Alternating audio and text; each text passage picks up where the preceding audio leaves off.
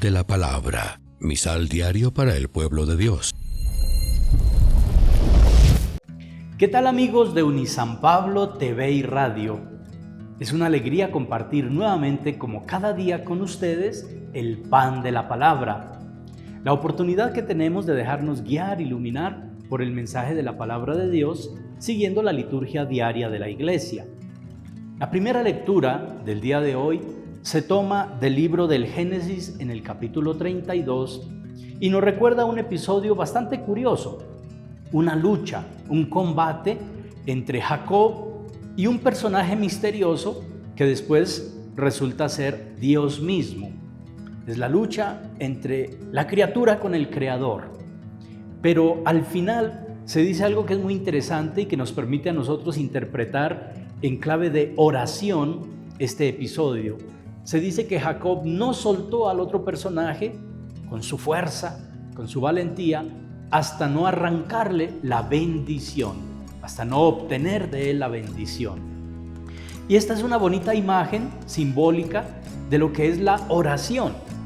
Nosotros en la oración nos confrontamos con Dios, a veces en términos muy serenos, muy pacíficos, muy cordiales, pero a veces también en términos no tan cordiales. Recordemos las oraciones de Job, por ejemplo, esa rebeldía y esas protestas de Job que eran verdaderas oraciones.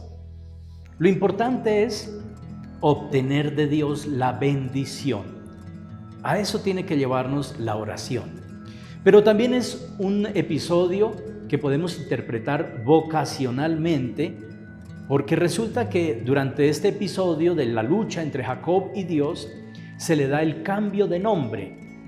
De Jacob pasa a llamarse Israel, con una misión nueva, la de ser prácticamente el germen de las 12 tribus que constituirán el pueblo elegido, el pueblo de Dios. En ese contexto, entonces, lo que vemos allí es la vocación de Jacob, que tendrá que ser ahora Israel. Agradezcamos nosotros también nuestra vocación y pidamos la gracia de corresponder con entusiasmo y generosidad a esa llamada que Dios nos hace a participar también en su proyecto de salvación. Por su parte, en el Evangelio de Mateo, en el capítulo 9, nos encontramos 3 enseñanzas muy ligadas. La primera, a propósito de una curación, de una liberación que hace Jesús en favor de un personaje endemoniado que además era mudo y que le devuelve la capacidad de comunicarse, le devuelve el don de la palabra. Y eso causa polémica con los adversarios de Jesús, los fariseos, que empezaron a decir que hacía eso por el poder del mismo demonio.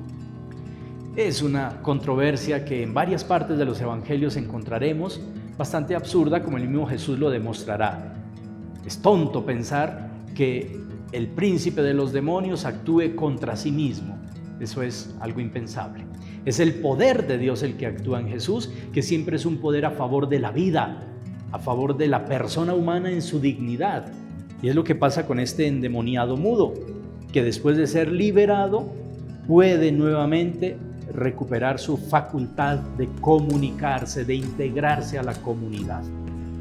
Pero también está el hecho de que Jesús recorría pueblos, aldeas, curando, predicando el evangelio, sanando, haciendo el bien, y eso lo lleva luego precisamente a sentir la compasión por todas las necesidades del mundo. El pastor que ve que la humanidad es como un rebaño que necesita cuidado y protección. Y de hecho, él se siente en la necesidad de ser ese buen pastor para las ovejas descarriadas, abandonadas, descuidadas. Se compadecía de la humanidad. Y eso sigue siendo una realidad. La compasión, la misericordia de Dios a través de la iglesia se sigue manifestando a favor de los más necesitados, de los enfermos, de los pobres, para que sean el rebaño de Dios y no una grey sin pastor.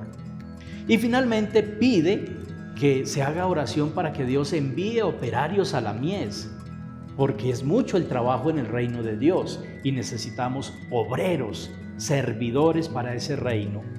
Que el Señor nos dé a todos nosotros la capacidad de responder a estas invitaciones de la palabra de Dios. Que también nosotros como Jesús manifestemos la misericordia y la compasión de Dios a favor de todas las personas, especialmente de los que sufren. Suscríbete a nuestro canal, no olvides activar la campanita. Encuéntralo en nuestra librería virtual y red de librerías San Pablo. Más información, sanpablo.com.